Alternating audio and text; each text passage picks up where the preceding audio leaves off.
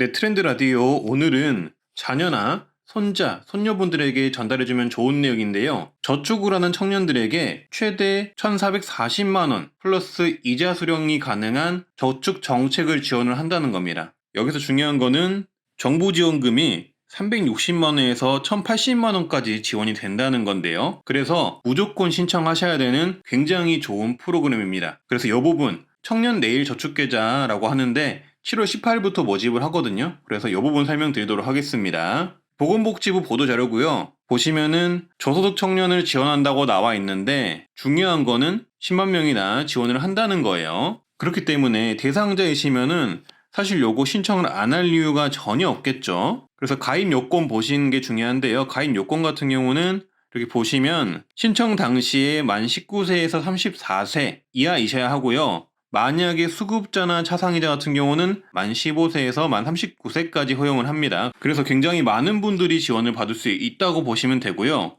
선정 기준은 기준중위소득 100% 이하, 그리고 재산 같은 경우는 대도시 3.5억 원, 중소도시 2억 원, 농어촌 1.7억 원 이하이신 분들이 신청이 가능합니다. 기준 중위소득 100% 금액이 얼마인지 궁금하신 분들이 있을 텐데 요거는 사실 계산을 따로 하셔야 되긴 하지만 일단 예를 들어서 소득 금액이 1인 가구는 190만 원, 그리고 2인 가구는 320만 원, 3인 가구는 410만 원, 4인 가구는 510만 원 수준이라고 보시면 되겠습니다.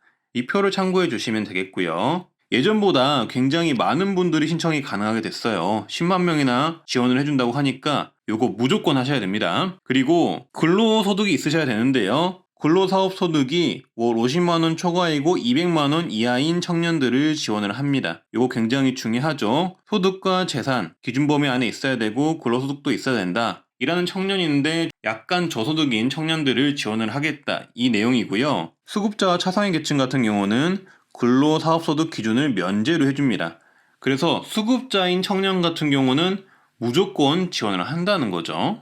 그래서 요거 굉장히 많은 분들이 해당되실 거예요. 절대 놓치지 마시고 선정 기준 확인하시고 신청을 해주시면 되겠고요. 신청은 7월 18일부터 8월 5일까지 신청을 받는다고 합니다. 그래서 가입을 희망하는 청년 같은 경우는 복지로를 통해서 신청을 하시거나 아니면은 방문 신청하실 거면은 주민센터에서 신청하시면 된다고 합니다. 그리고 이번에 10만 명이나 뽑게 되잖아요. 그렇기 때문에 사람들이 많이 몰릴 수가 있거든요. 그래서 원활한 신청을 위해서 2주간은 출생일로 구분하여 오부제를 시행을 하는데 월요일에는 출생일 끝자리가 1에서 6인 청년, 화요일에는 출생일 끝자리가 2에서 7인 청년, 수요일에는 출생일 끝자리가 3에서 8인 청년, 목요일에는 출생일 끝자리가 4에서 9인 청년, 금요일에는 출생일 끝자리가 5에서 0인 청년이 신청이 가능합니다. 복지로 신청은 24시간 가능하다는 점 참고해 주시면 되겠고요.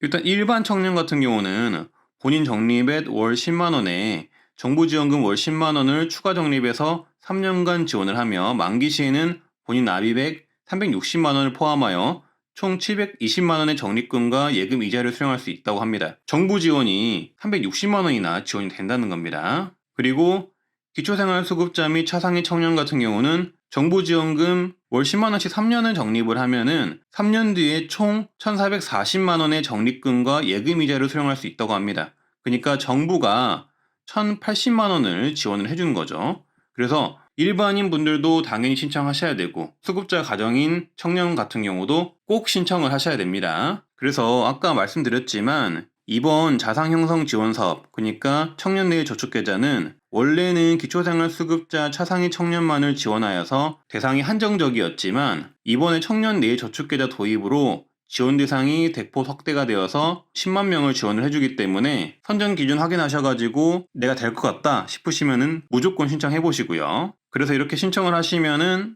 선정 결과는 10월 중에 안내를 할 예정이라고 합니다. 그리고 내가 될지 안 될지 궁금하신 분들은 복지로에 들어가시면은 복지로 사이트거든요. 보건복지부 사이트인데 여기서 자산형성 지원사업 모의 계산을 할 수 있다고 합니다. 그래서 여기서 자가진단을 한 후 신청을 할 수가 있다고 하니까 참고해서 봐주시고요. 만약에 궁금한 사항이 있으시면은 보건복지부 콜센터 129번이나 읍면동 주민센터에서 궁금한 사항 물어보시면 되겠습니다. 그래서 정리하면은 정부에서 360만 원에서 1,080만 원 지원해주는 사업이에요. 근데 원래는 수급자 가정만 지원을 해줬던 건데 이번에는 중위소득 100% 미만인 청년들에게도 지원을 하면서 10만 명이나 지원을 해준다고 하기 때문에 이거 꼭 해보셔야 되겠죠. 자세한 내용은 제가 링크 남겨드릴 테니까 링크 한번 보시면 더 이해가 빠르실 거라고 보고요.